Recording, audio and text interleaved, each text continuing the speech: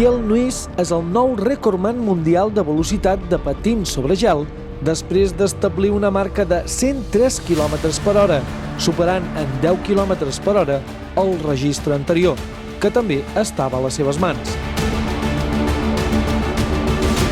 La gesta va tenir lloc a la localitat noruega de Savalen i per aconseguir-ho es va envoltar de tecnologia amb una cúpula que es va instal·lar davant seu i que era arrossegada per un cotxe que li evitava perdre velocitat pel vent.